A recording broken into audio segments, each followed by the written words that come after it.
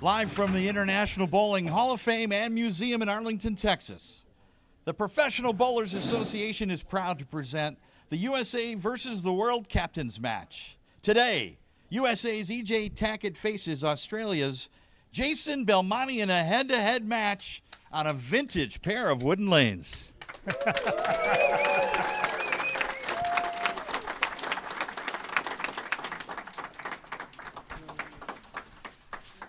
And we welcome you to the International Hall of Fame and Bowling Museum, where these two, E.J. Tackett and Jason Belmonte, are set to face off in today's captain match. Hello again, everybody. Mike Jakubowski alongside PBA Hall of Famer Chris Barnes. Chris, it's happy Valentine's Day. We've got some making up to do for Linda and Sandy a little bit later. Yeah, as usual. There's nothing new there.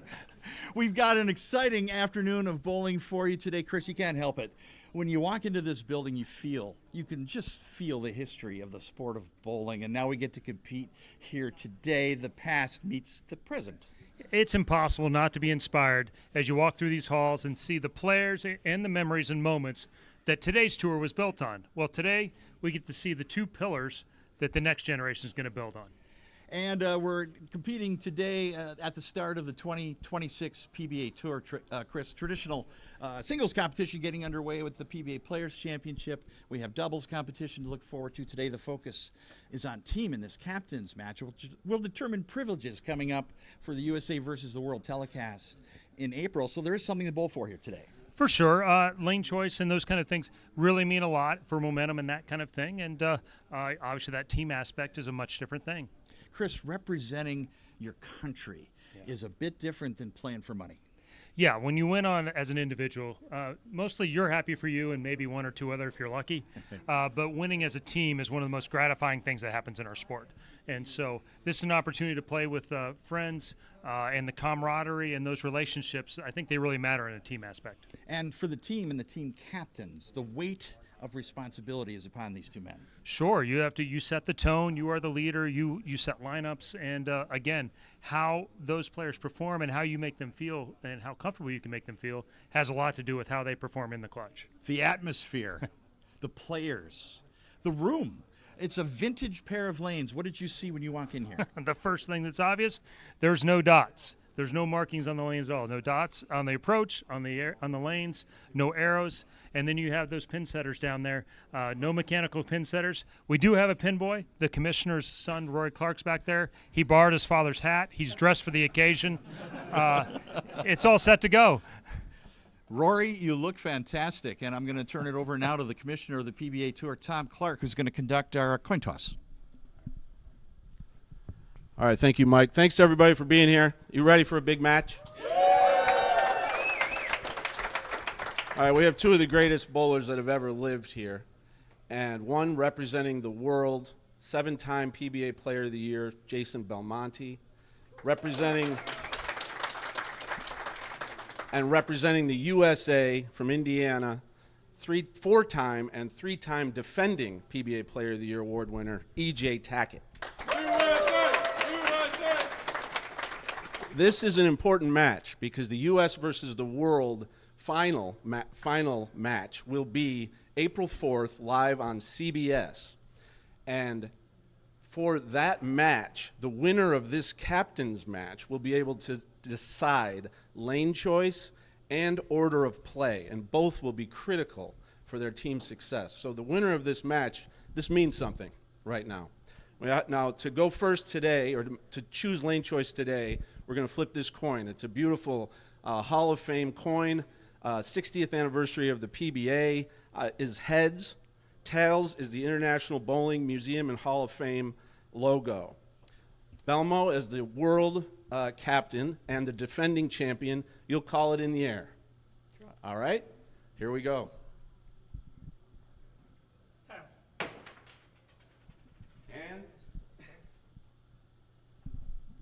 It's tails.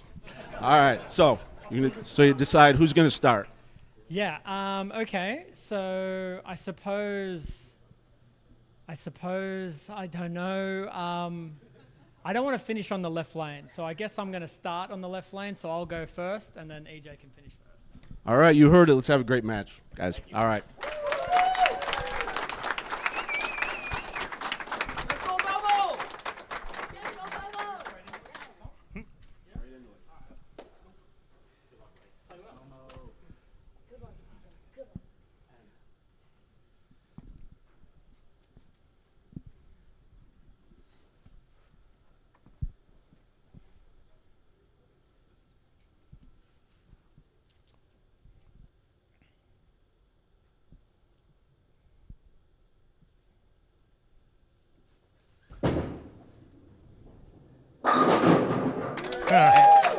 Great way to start. Great way. No surprise that Belmonte chose not to finish on that left lane. I didn't talk about it in the open, but that wall is flush on lane 1, and so not being able to move far enough left is is a deal. You have your back foot is going to kick that wall, and for EJ, it's even more of a thing because his offhand, as it moves away, will move into that hand. So. Commissioner Tom Clark keeping hand score never ceases to amaze watching the greatest bowlers in the world get a little bit of practice in a new arena and immediately begin flushing the pocket. Now here's EJ Tackett opening shot, this USA versus the World Captains match.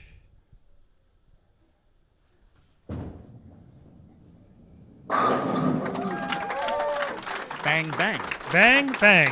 We're using the 43-foot Randy Peterson pattern here. It is a fairly user-friendly version of a PBA pattern. There's 29 mils on the lane, although on this, even though it's the newest wood installation maybe in the world, it still hooks quite a bit, especially when you have the 2 most powerful players on the planet bowling on it. And the 2 most dominant players out of the last 13 Players of the Year awards. Tackett and Belmonte own 11 of them. Oh, EJ now moves over to the left lane, second frame.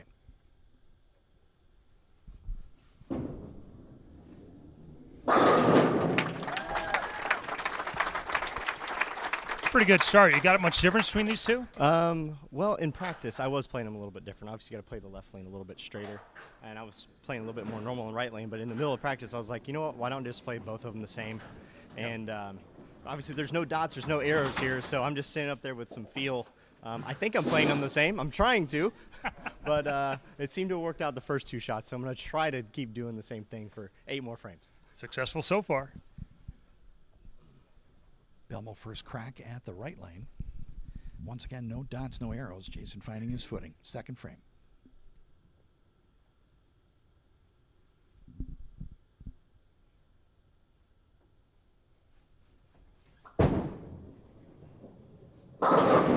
Just a touch high, 4-pin. Get it.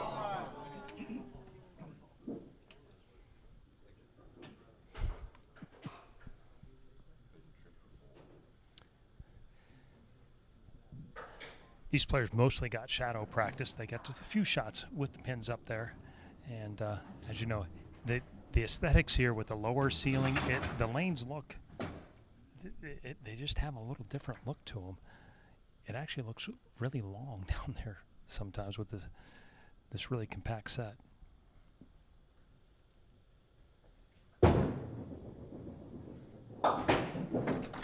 Spare for Belmonte. Chris, help me line up on a pair of lanes that doesn't have dots or arrows. A player like me was very dependent on the visual aspect of the arrows. I watched EJ bowl at Team USA, and we turned off the lights and used torch and just put a line on the lane, and I realized then that he was excellent at just playing shape and didn't need to use that. And I think that really speaks to an advantage that EJ has on this because he doesn't necessarily have to use the arrows, even though he's one of the more accurate players on tour as well.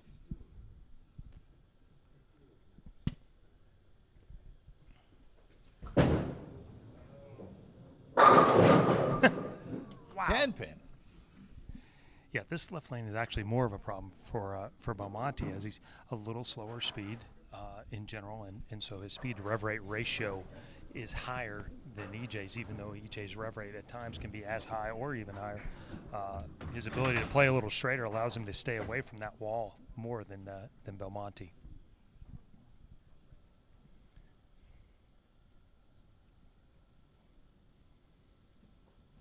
This is the real test. Bellied it. These guys, their ability to do with unexpected challenges is something else.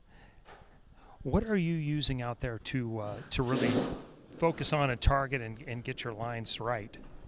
Mate, it's really all feel. You kind of, I actually think I was standing on the wrong board on the right lane the first time, so I'm gonna have to make another move off of that. But yeah, it's pretty much just all feel. You just kind of get a look at the lane, see what it feels like, and then throw it.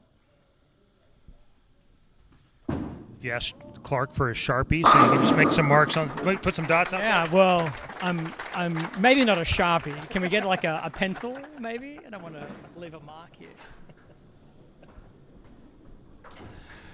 Well, these guys are making this look pretty easy. I wasn't sure. At practice and shadow balls, they hooked quite a bit. And this left wall, how much of an issue is that for you?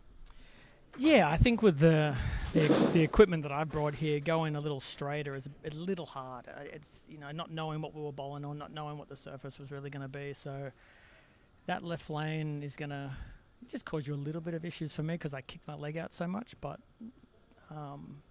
if you can play where EJ's playing, a little further up, they're a lot nicer out there. Yeah, there is fair amount of ratio on the lane, and I think EJ's playing up against that a little bit more. Is that part of the strategy for EJ is to play straighter so you can stay away from that wall? Yeah, absolutely. Like we were talking before, you know, you kind of have to on that lane.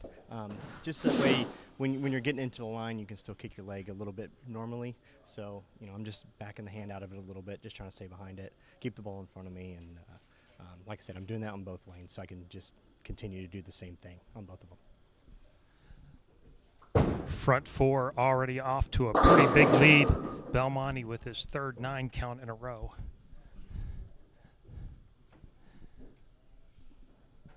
Just enough for 4-pin high. You're watching live coverage of the USA versus the World Captains match. We're live at the International Bowling Museum and Hall of Fame in Arlington, Texas. It's Mike Jakubowski and PBA Hall of Famer Chris Barnes. It's Jason Belmonte, all-time majors king on the PBA Tour representing the world, taking on EJ Tackett for privileges in the World versus the USA telecast coming up April 4th. Easily converts a spare. About a 32-pin lead for EJ already. It's pretty incredible. These guys have bowled in title matches 11 times already. 9 times for titles. 11 times on TV, and 9 times for titles, and 5 for majors. You know, to put that in comparison, I think Walter and Pete bowled each other 8 times total in their whole career. And it feels like these two guys got some gas left in the tank.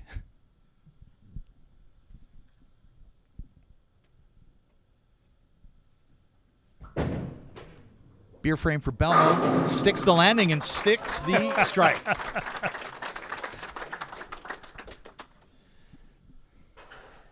How you feeling about that left lane? It's actually not too bad. Yeah, other than the kick of the wall, it's playing a lot tighter. So thank goodness, because if it was hooking as much as the right lane, I'd be in a lot more trouble. But it's actually not too bad. I actually think I probably should have finished on that lane. How many times in your career have you decided which lane to finish on and figured out halfway through you picked the wrong lane?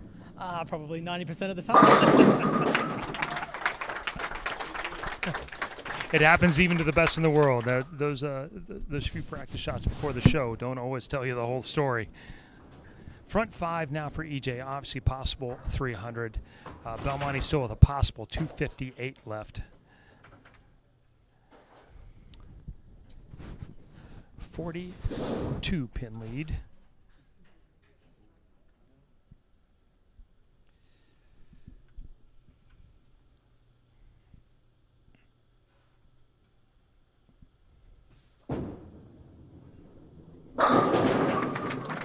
I would have thought before the show started 237 was a pretty good score, but he's going to lap that and already has in the first 5 frames. We've reached the halfway point of our captain's match here in Arlington, Texas, and we'll take time out now to welcome Carrie Williams, who is the curator and program manager here at the International Bowling Hall of Fame and Museum. Hi, Carrie. Hi, how are you doing, Mike? This is cool. It's totally awesome. This is a great turnout. Well, let's talk to folks live around the world. Follow me this way. And there we go. To get a chance to visit the International Bowling Museum is a treat. And I've been here before, but boy, it looks great. Some recent updates and changes, including a new trophy presentation. That's right. We have a new exhibit called Trophy Triumph, and it features over 50 bowling trophies dating all the way from 1886 to 2012, so it's quite a diverse collection. It's an amazing collection. I saw the Frank K. Baker Trophy, which is this great artistic curve, and the traditional bowling trophies that you remember, you know, the ones that are just so tall and big with all the figurines. Where are these pieces coming from? Oh, we have gotten them over the years. You know, the museum's been around a long time, and so we've had so many, and they've all been in storage, and we've really, really wanted to be able to share them with the public. And so we actually tore down a wall, expanded our store. We moved our storage into an exhibit so that people could see it. And yeah, there are some beautiful pieces. A lot of them you could call art. So take me through some of them, either chronologically or by your favorites. What's a good cross selection of what we have to see when you come here to Arlington? Yeah, I mean, it really does cover all different organizations. I mean, local and I mean, just everything. And so, but yeah, my favorite is the 1977 ABC Masters Trophy that Earl Anthony won. We actually have some footage that we digitized from our collection from that match. So that was really, really cool. And then if I'm coming to the Arlington area and I'm planning a visit, what's the best way to go about it? Yeah, we would love to have all of you there. So, of course, you're already here, but would love to have the folks at home to come. And you can go to bowlingmuseum.com for that, and also to learn more about how to plan your visit and also support the museum. And you can see this great vintage pair of lanes. What else is here for folks when they come and visit the Bowling Museum? Yes, we have so many great bowling history exhibits, literally from the start of the sport in Egypt all the way to today. So, you know, one of our other newer exhibits is the Science of Bowling, which explores bowling equipment's evolution from the beginning to now and how that has affected the sport. So, really interesting stuff. Cool. Well, get a chance if you can. It's really a great place to visit. And Carrie, happy Valentine's Day. Well, thank you. Happy Valentine's Day. Thank you. Let's throw it down to Chris Barnes, who's on the lanes with E.J. Tackett and Jason Belmonte. Gentlemen, nice start. Let's see. Let's go this way. Front six. I thought 237 would be a pretty good game when you guys started. You already have the front six. You're on 248, 49 pace. How did you see this playing out? Not this well. I threw a couple shots in practice. Like we saw one where I completely missed the head pin on the right lane. So I didn't expect to have the front six, but you know, I never underestimate myself either. But you know, I just wasn't expected. Yeah, and you think you're playing the lanes fairly close, or can you even, or are you just going by feel? Yeah, by looking at the pins and where I'm setting up, I feel like I'm fairly close. And the lanes seem to be reacting very similar in that part of the lane. So it's all about just repetition at this point and making sure, you know, because I'm not trying to hit it all the way. It's making sure I get that same rev rate off my hand every time. Staying straighter, stay away from the wall. Now, Yeah, flame. absolutely. And then Jason, you had a couple 4 pins now, one ring 10. What adjustments are you going to make? Yeah. Well, the first 4 pin, I think I was in the wrong board. The second 4 pin was actually pretty good, and it really came off the end of the pattern pretty aggressively. Which, yeah, pretty much all of my gear, it looks like it's been doing that. So I think it's just kind of changing the hand position a little bit, get it to come off the end of the pattern just a little bit more relaxed rather than so aggressively. But yeah, I think once you get it to the right part of the lane, it goes through the pins really well here. So you don't have to really worry too much about some weird carry. I think if you get it in the right spot, do the right thing, it'll strike. So that's what I'm hoping to do for the rest of the game. And then I gotta hope he doesn't. Now the PBA Tour doesn't bowl on wood anymore. How would you compare this surface? Even it's brand new. This is as good as it gets. How would you compare the friction of this surface compared to most of the synthetic surfaces that we bowl on today? Yeah, you know, I always found the back ends of wood lanes, especially when they were cleaned and fresh, to be so much more violent. Like the way that my ball comes off the end of a pattern on wood lanes, it's fun. It's fun to see it. Like it just gets down there and wants to hook a lock. So back in home, we used to have wood lanes, and I used to remember the resurfacing days. And you know, anytime we would resurface them, yeah, those back ends would just fly for quite a while thereafter. But yeah, we were saying this earlier, like these are probably the best looking wood lanes in the world. Like they are very, very cleaned up. So we were saying it's the newest installation, I think, anywhere, and certainly least amount of games on them overall. How does this compare to, say, your center at home? Yeah, so we have Brunswick Pro Anvils at home that were installed, I think, in 2000 or 2001. So the front part of the lane's pretty beat up. The back part of the lane doesn't hook as much as this by a lot. And I think, playing a little bit straighter and being a little bit nicer to the ball at the bottom has, smoothed out that back end reaction for me. But I definitely agree with Jason. There's nothing better in bowling than a fresh pair of wood lanes and watching that ball just rip off the back part of the lane. All right, here we go. We got 4.5 frames to go. Jason has 258 left in the wood. EJ already on 240, 49 pace. There's room, but not much. Let's get back to the action.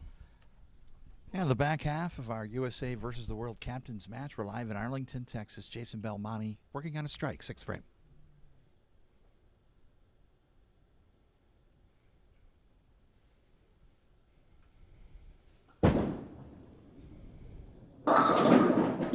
Comes up high, 3-6-10.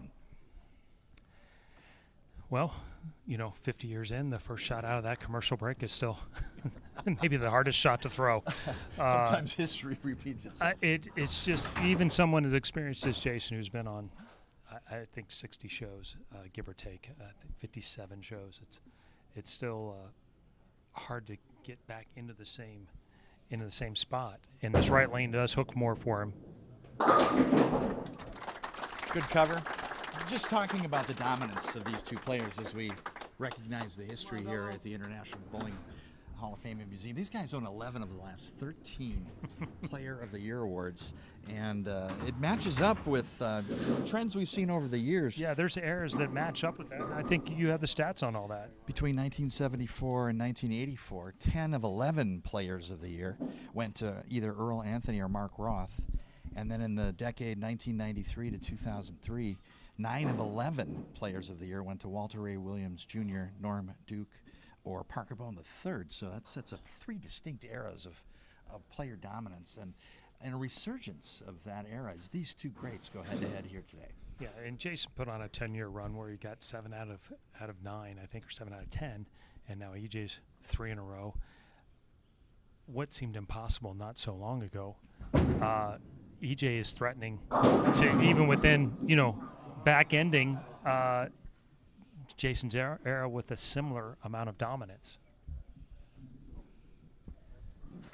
Belmonte with a 7-pin and the penmanship of the commissioner, Tom Clark, on full display here.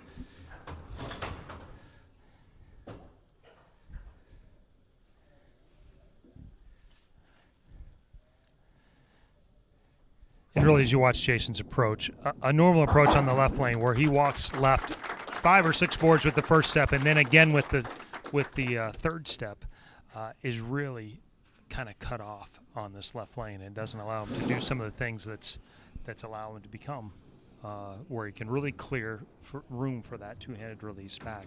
EJ walks left, but not nearly to the same degree. Well, commissioner marking score, and the commissioner's son is in the back setting the pins. Here's EJ. Bang! That is a great sound. It's some of the loudest strikes you'll ever hear anywhere in the world as well. For me, it's the twin sound. It's that ball rolling down the lane, the rolling thunder, and then that bright smack. It's such a perfect amphitheater. Front 7 now. He's making this pattern look easy. It's becoming apparent to being a little straighter on this Randy Peterson pattern is reminiscent of the voice of the PBA for the last 26 years, who also played him a little bit straighter most of the time. Little tight, and it pays the price. A little too much Gleek on that one. He was nice to that one. So, pocket 710s were not just a modern thing, apparently. Even the he thinks he can bounce. Can you?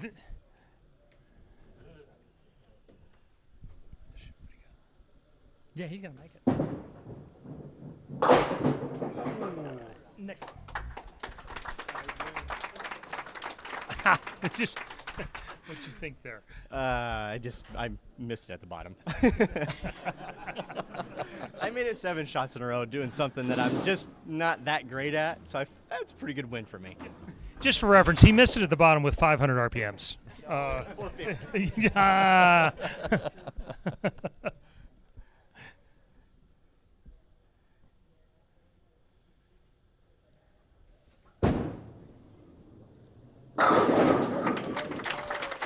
Yeah, for reference point, both these players max out at about 600 RPMs. Neither one are using their full capabilities because of the amount of friction that is on the lane, especially in the back end. EJ is being a little nicer to it today, so he's around the 500, 525 on an average shot. Belmonte probably still in the 525, 550 range. Jason made a comment about watching the ball roar off the spot, and that one roared off the spot. Yeah, as you can see on the score, Belmonte maxes out at 227, which a strike here at least forces EJ to have a mark in the last 2 frames.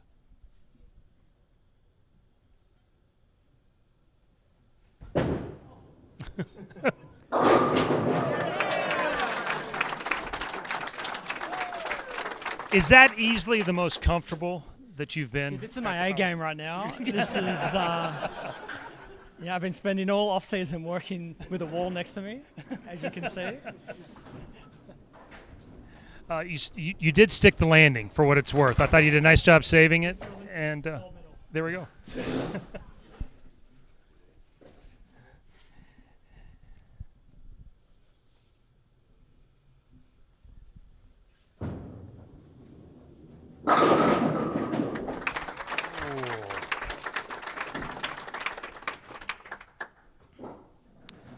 Strike in the 9th, and that pretty much puts the nail in the coffin. He does, as he calls it, he does need 6. He has 2 shots to get it, but he does need 6. We don't have a foul line jump. Yeah, it's yeah. Don't worry, my ball rep. It is a motive rep, so I'm not sure we're getting a true call here.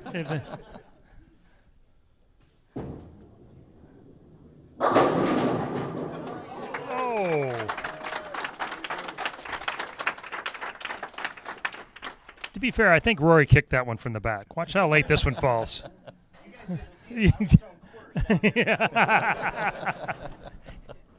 Well, with that outfit, he can get a bottle of pop later. Well, it is 2026, so I don't think he's going to get anything. Tackett walks into the place. Vintage pair of lanes, rips off 9 out of 10 strikes in this USA versus the World Captains match. 10th frame.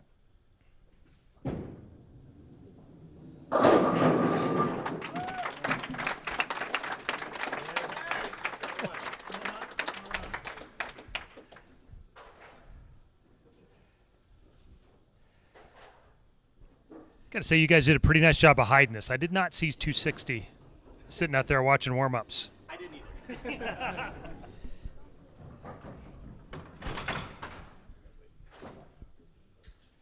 Chris, EJ on the verge of securing some important real estate for the USA team coming up in April. Well, they will get some choices and some advantages, especially if the pair happens to be a little bit different, which oftentimes we see on TV it can be. Never fails to impress. EJ Tackett, champion here. And you were outfitted for success from the very beginning. That's Yeah, we worked a little bit to come up with this design. This is Cassie and Stefan's brainchild. They asked me what I wanted, and I said I want it to look like America, but subtle. So this is subtle. Yeah, this is one of the more subtle designs, but I really like it. It's fun. He finally gets the 4-pin out. Finally got it out. I'm glad it took this long for him to get it out. I didn't want to have to get up on that left lane and have to try to strike with kicking the wall and all that jazz. So that's why 710 in the middle too. So that way there was no pressure trying to bowl 300. It's the guy thinks on a different level, doesn't he? Yeah. make sure to stick around following our match. We'll talk to our 2 captains, and we'll also meet the first 2 players. Our captain's picks will be announced here live in Arlington after Jason Belmonte wraps up here.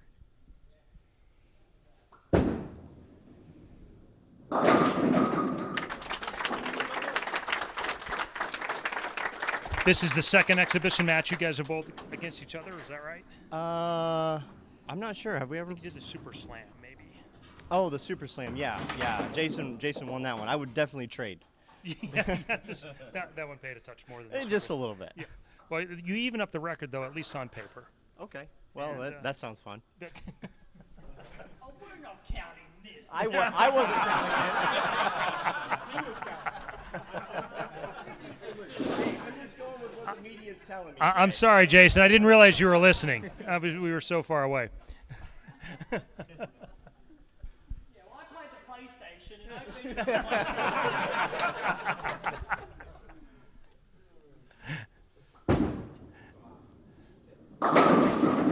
All right.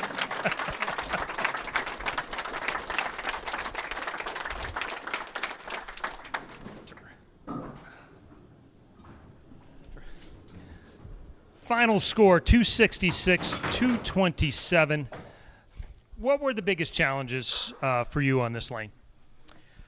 Yeah, I think for me it was just kind of getting the right ball. Probably, I think I was definitely hooking the ball a little too much. But these are the first times I've thrown these bowling balls. I picked them up outside for the first time, so didn't really know what they were going to do. But yeah, I think other than that, I mean, just the feel of it. Like, it sounds a bit silly, but we take the dots for granted because it definitely does make it easier to know where you were standing. And obviously when you're looking at targets, it's just a different target today because the lane is kind of split into those two different woods. So you've still got something to look at that's identifiable. But if they weren't there, yeah, it'd be all completely feel, which is, how I think most of us grew up as kids. You kind of don't really look at anything. You just kind of throw the ball and then you learn the skill to look at something and hit it. But for me, anyway, it was a lot of fun for sure. Yeah, I'm glad I don't have to whack my back out anymore on that left lane. But no, EJ bowled a great game. So it sucks that he couldn't strike in that eighth because I would very much doubt there's been a perfect game in here. So it would have been pretty cool to see one. Yeah, I can't imagine. Did you ever consider throwing plastic just to get so far away from that on the left lane? No, not this time. Honestly, the pattern is pretty soft, so it's not that the lanes were hard. I think it was just, getting your ball to see it the right way. If you had the right ball in your hand, like I said, I think EJ obviously playing them a little straight, a little further to the right. Maybe if I had a few more minutes, I could have grabbed another couple of balls to see if I could do that. But 227, kicking a wall, it's not too bad. I left a wobbly 4-pin, a ring 7, a light 7. I mean, a ring 10, a light 7. It could have been 277 as well, so I'll take it. And EJ, obviously you didn't see much. Well, it didn't appear like you had much trouble at all. But what were you most worried about coming into this? Well, looking back on it now, I think the eighth frame, I'm just going to blame Rory for a bad rack. Apparently, maybe I didn't throw enough quarters down there, but no, it was fun. Like not having any dots, not having any arrows. It kind of brings me back to when I was younger.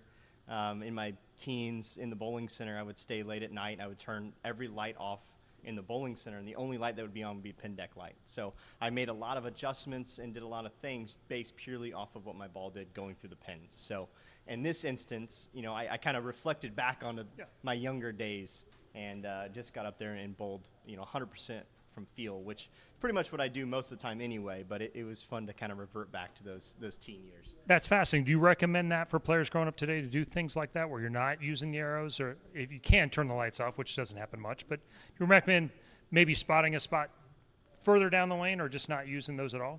Yeah, I absolutely do. Someone like yourself, you're more of a technical player, and I'm more of a feel player, but the more you can learn of both sides of it, you can be a little bit technical, but you can't lose your feel as well. So developing both of those skills, I think is truly important, and identifying which one you're trying to develop more, which one is more natural for you. For me, it's just feel. For you, it's been more technical. So developing the opposite side of that is a great way to learn, I think. You've heard it there from today's number one. Let's bring in Tom Clark now as he goes to our next order of business. All right. Thank you, sir.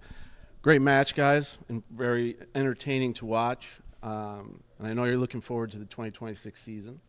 One of the biggest shows of the year is the USA versus the World, which is April 4th on CBS. And we've got some important business to announce right now. Each of your teams will have 4 players. The 4th player will be decided by our points list through the Indiana Classic this year. The first 2 players that you choose to be on your team are your captain's choices.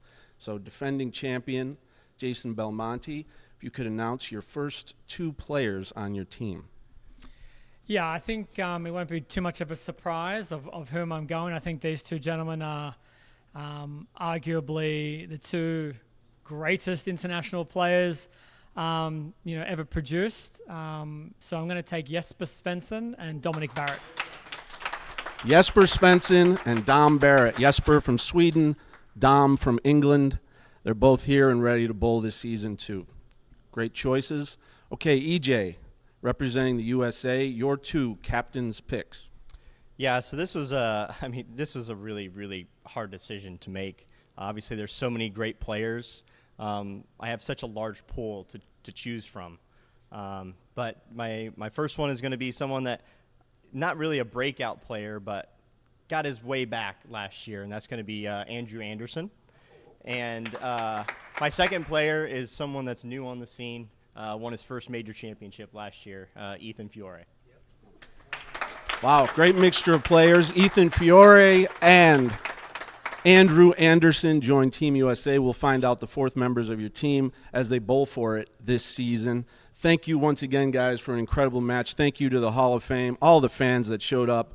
And we're really pumped for our new season that starts on the CW February 22nd, live finals of the Players' Championship.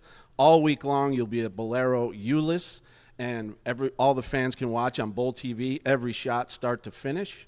And then we'll be back here in this building at the ITRC for the finals of the Players' Championship on February 22nd. Good luck to both of you there, too. Thanks a lot. Thank you.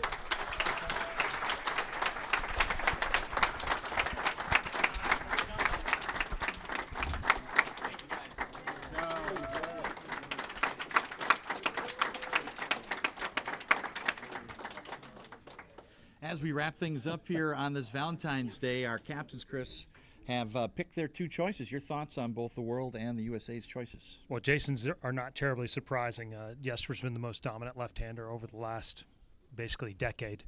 No one's ball strikes more than his does when it gets going. And Dom has been an international captain through a lot of events and basically been the hallmark of consistency over that same period of time. So our 1-game match here today, final score, EJ Tackett 266, Jason Belmonte 277 in a high-scoring affair. Yeah, I mean, as our historian has confirmed for us, 266 is indeed the highest score ever shot on these lanes. And so another plaque for EJ Tackett will grace the bowling center. That's great. And, and he earned the right to made some interesting picks. I think there's some people that will be surprised that maybe no Anthony Simonson or Kyle Troop, but based off momentum and based off of the history of last season, he's playing upside and playing the hot hand. And Chris, we're looking forward to the PBA Tour kicking off with the Players Championship. We've got 10 straight weeks with finals on CW, brand new television relationship, and brand new renewed excitement for another year on the PBA Tour. For sure. New partner. CW's been great. They've already been promoting the shows coming up. We have Appointment TV, 4 p.m. Every week throughout the whole season. The only exception, we have one on, I think it's is on at 1 p.m., and that's Masters Sunday, so everybody can still watch the golf after. So a little bit of both.